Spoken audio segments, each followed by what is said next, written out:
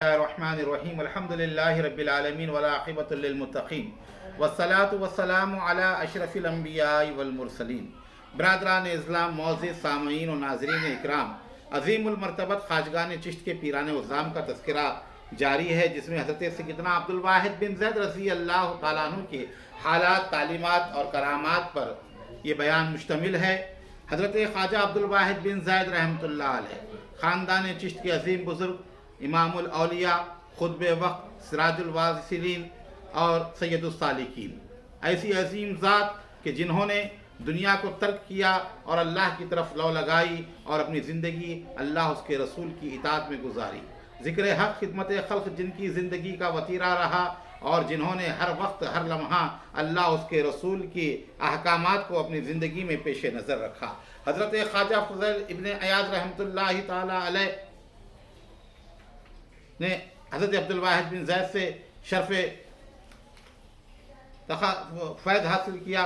حضرت عبدالواحد بن زید رحمۃ اللہ تعالی علیہ کی نصیحت تھی آپ کو۔ یہاں پر عبدالواحد بن زید رحمۃ اللہ علیہ نے آپ سے فرمایا، فضیل تم بری باتوں سے پرہیز کرو۔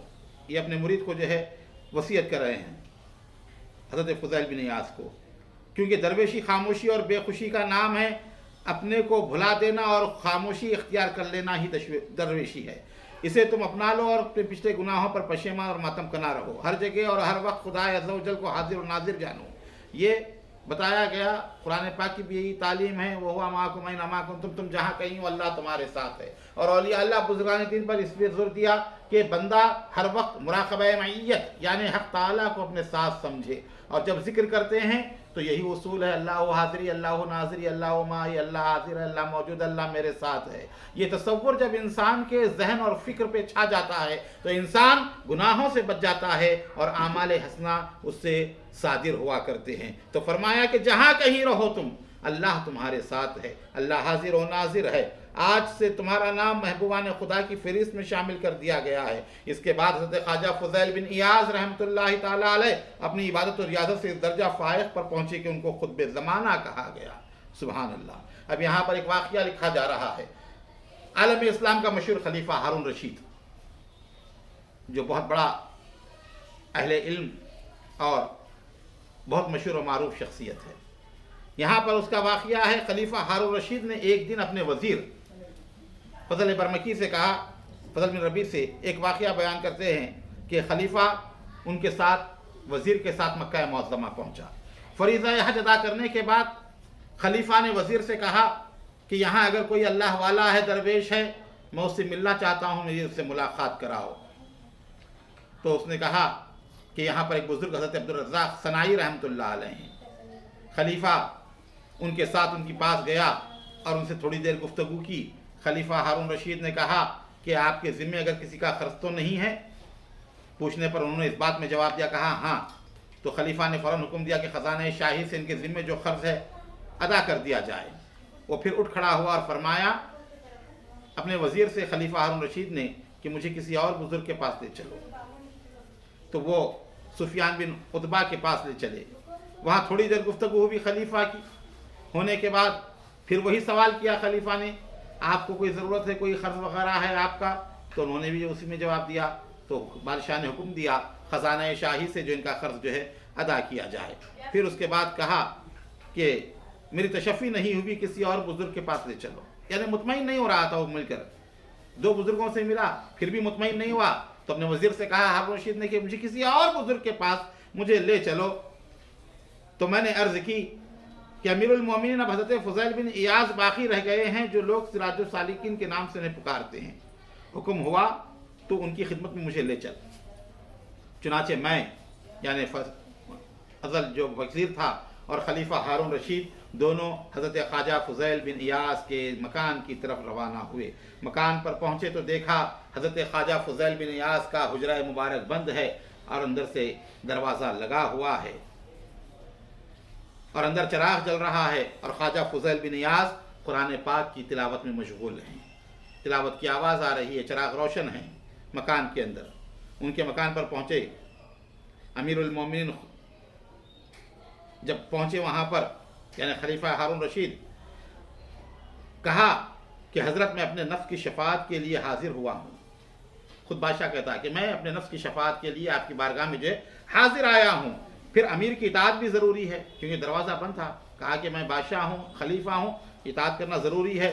یہ سن کر حضرت خواجہ فضیل ابن ایاز نے چراغ کو بجھا دیا، اندھیرا کر دیا اور دروازہ کھول کر ایک کونے میں کھڑے ہو گئے. جب خلیفہ ہارون رشید اندر گیا اور حضرت کے خواجہ کو اندھیرے میں تلاش کرنے لگا، کیونکہ اندھیرا تھا، ڈھونڈتا ہے کہ خواجہ فضیل ابن ایاز کہاں ہیں.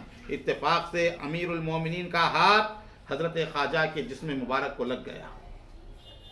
حضرت خواجہ فضیل ابن ایاز نے بڑی غمناک آواز میں آ کر کہا کہ یہ کیسا نرم ہاتھ ہے کہ کاش کہ دوزخ کی آگ سے بچ جائے. نرم نازک ہاتھ تھا بادشاہ کا، خلیفہ کا. کہا کہ بڑا نرم ہاتھ ہے، کاش کہ دوزخ کی آگ سے بچ جائے. خلیفہ رونے لگا. فرمایا حضرت مجھے کچھ نصیحت فرمائیے. حضرت خواجہ فضیل ابن ایاز نے فرمایا اے امیر المومنین، آپ کے والد بزرگوار یعنی آپ کے جد اعلیٰ جو تھے حضرت عباس رضی اللہ عنہ حضور کے چچا تھے، ایک مرتبہ حضور کی بارگاہ میں آئے اور کہا کہ مجھے کسی مقام کی جو ہے گورنری بنا دیں، کہیں کا امیر بنا دیں.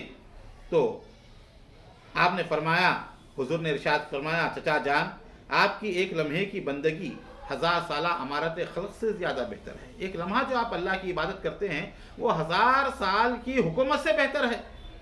کیونکہ امیر کو قیامت کے دن ندامت اٹھانی پڑے گی. جو بادشاہ ہوگا، جو خلیفہ ہوگا، جو امیر ہوگا، اس کے جو ہے جواب دینا پڑے گا.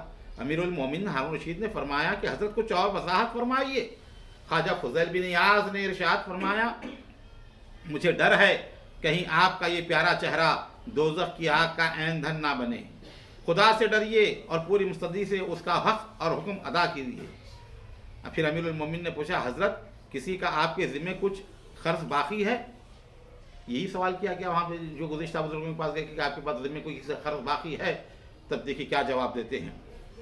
حضرت خواجہ فضیل ابن ایاز نے جواب دیا ہاں خدا کا قرض دار ہوں اور اس کی ادائیگی میں مشغول ہوں، اللہ تعالیٰ قبول فرمائے. آخر میں امیر المومنین ہارون رشید نے 1000 دینار کی تھیلی آپ کی خدمت میں بطور نذرانہ پیش کی.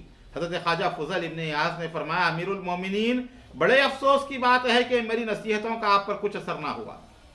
میں آپ کو نجات کی راہ دکھا رہا ہوں اور آپ مجھے بلا میں پھنسانے کی تدبیر کر رہے ہیں.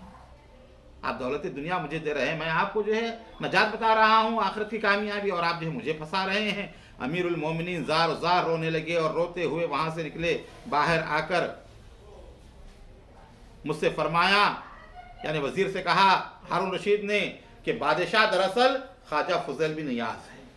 یعنی حقیقی بادشاہ تو یہ ہے جو پوری دنیا سے بے پرواہ ہیں، کسی چیز کی نہیں.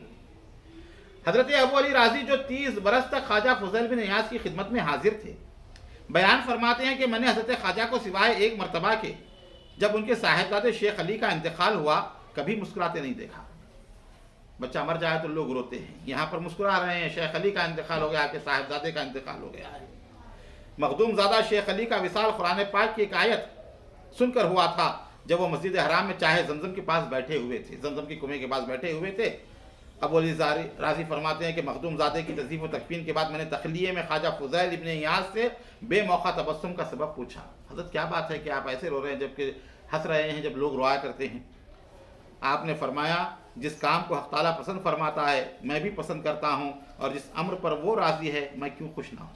اللہ اکبر. دیکھیں آپ کیا جواب دے رہے ہیں. فرماتے ہیں کہ اللہ کو یہ کام پسند ہے تو میں بھی اس کو پسند کرتا ہوں، اور جب اللہ یہ پسند کر رہا ہے، اللہ اس پر راضی ہے کہ میرے بچے کی موت ہو جائے، میرا بچہ انتقال کر جائے، اللہ راضی ہے اس سے کہ میرے بچے کے انتقال سے اللہ راضی ہو گیا ہے، تو اللہ کی رضا پر میں مسکرا رہا ہوں کہ میرا رب مجھ سے راضی ہے. ایک مرتبہ حضرت خواجہ نے ایک شخص سے فرمایا کہ جب تم سے پوچھا جائے گا کہ حق تعالیٰ کو تم دوست رکھتے ہو تو خاموش رہو. اگر تمہیں اللہ تعالیٰ کی محبت ہے، اللہ سے محبت ہے، اگر کوئی پوچھے تو فرماتے ہیں خاموش رہو. کیوں؟ کیا وجہ ہے؟ فرماتے ہیں اگر نفی میں جواب دو گے، اگر کہو گے کہ میں اللہ سے محبت نہیں کرتا معاذ اللہ، تو کافر ہو جاؤ گے انکار کرنے سے.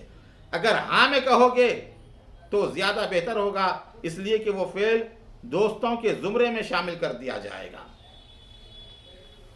کہا کہ جو ہے اگر تم ہاں کہو گے تو تمہارے اندر وہ صفات نہیں ہیں، اگر نہ کرو گے کافر ہو جاؤ گے، اگر ہاں کرو گے تو جو صفتیں ہونی چاہیے وہ نہیں ہیں، خاموش رہو.